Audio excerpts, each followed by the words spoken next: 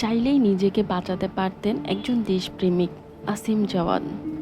হ্যাঁ বন্ধুরা, আমরা তার কথাই বলছি। তিনি চট্টগ্রামে প্রশিক্ষণ যুদ্ধবিমান বিধ্বস্ত হয়ে আহত pilot squadron leader Asim Jawad Chittagong নৌবাহিনী হাসপাতালে চিকিৎসাধীন অবস্থায় মারা যান। পাইলট আসিম জাওয়াদ ছিলেন বাংলাদেশ সেনাবাহিনীর একজন দক্ষ চৌকস কর্মকর্তা। আসিম জাওয়াদ 1992 সালের 20 মার্চ মানিকগঞ্জ জেলার সাটুরিয়া উপজেলার গোপালপুর গ্রামে জন্মগ্রহণ করেন। তার পিতার নাম ডাক্তার মোহাম্মদ আমানুল্লাহ এবং মাতার নাম নীলুফা আক্তার খানম। তিনি সাভার ক্যান্টনমেন্ট স্কুল অ্যান্ড কলেজের শিক্ষিকা ছিলেন। এছাড়া সংসার জীবনে তার স্ত্রী অন্তরা আক্তার ও 2 সন্তান নিয়ে চাকরি সূত্রে চট্টগ্রামে থাকতেন। আসিম জাওয়াদের স্ত্রী অন্তরা নারায়ণগঞ্জের মেয়ে। এছাড়া আসিম জাওয়াদের 2 সন্তানের মধ্যে বড় মেয়ের বয়স 6 বৎসর, ছেলের বয়স 1 বৎসর। স্কুল জীবন থেকে উনি অনেক মেধাবী ছিলেন।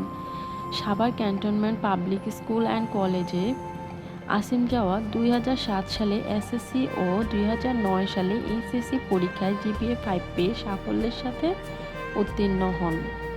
2010 সালে তিনি বাংলাদেশ এয়ারফোর্স একাডেমিতে যোগদান করেন। 2011 সালে ডিসেম্বর মাসে জাওয়াদ একজন পাইলট হিসেবে যোগদান করেন। তিনি ডেমোক্রেটিক রিপাবলিক অফ কঙ্গোতে তিনি জাতিসংঘের মিশনে তিনি দায়িত্ব পালন করেন। বিমান চালিয়েছেন দক্ষতার সাথে।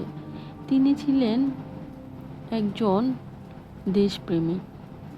এক বিজ্ঞপ্তিতে জানানো হয়েছে, বৃহস্পতিবার সকালে 10:30টার দিকে চট্টগ্রাম বন্দরের পতেঙ্গা কন্টেইনার টার্মিনাল এলাকায় কর্ণফুলী নদীতে বিমান বাহিনীর ইয়াক 130 প্রশিক্ষণ যুদ্ধবিমান বিধ্বস্ত হয়। এর আগে যান্ত্রিক ত্রুটিতে বিমানটিতে আগুন ধরে যায়। সেই সময় বড় ধরনের ক্ষতি এড়াতে বিমানবন্দরের পাশের ঘনবসতিপূর্ণ এলাকা থেকে বিমানটিকে জনবিরল এলাকায় নিয়ে যান 2 পাইলট। এর ফলে অনেক বড় ক্ষতি থেকে রক্ষা পায় জনবিরল। এই দুর্ঘটনায় থাকা 2 পাইলটের মধ্যে আসিম জাওয়াদ মারা যান। তিনি বিমান বাহিনীর স্কোয়াড্রন লিডার হিসেবে কর্মরত ছিলেন। তার মৃত্যুকালে বয়স ছিল 32 বছর।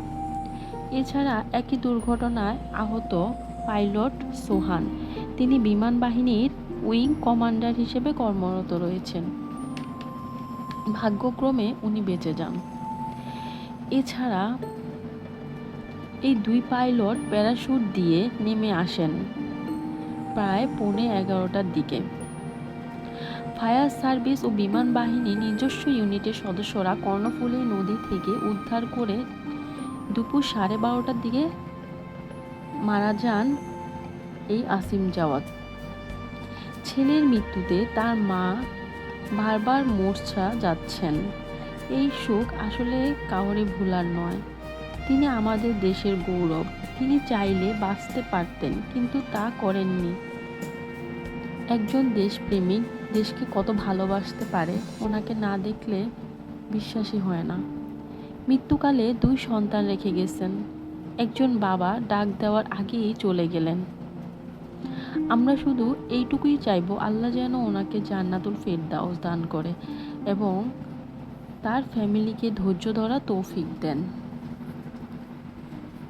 এই আসিম জাওয়াদ বারবার ফিরে আসবে না। ওনার মৃত্যুতে প্রধানমন্ত্রী দুঃখ প্রকাশ করেছেন। আমরা চাইব আল্লাহ যেন তার ফ্যামিলিকে এই দুঃখ সইবার তৌফিক দেন। তার শেষ জানাজা হয়েছিল তার গ্রামের বাড়িতে। ওখানেই ওনার শেষ সমাধি হয়েছে। আর ফিরে আসবে না এই আসিম জাওয়াদ। আমাদের সকলের উচিত তার থেকে কিছু শিক্ষা নেওয়া। একজন দেশপ্রেমিক দেশকে কতটা ভালোবাসতে পারে, তাকে না দেখলে কেউ বুঝবে না। আমাদের সকলের উচিত এভাবে করে দেশকে ভালোবাসা।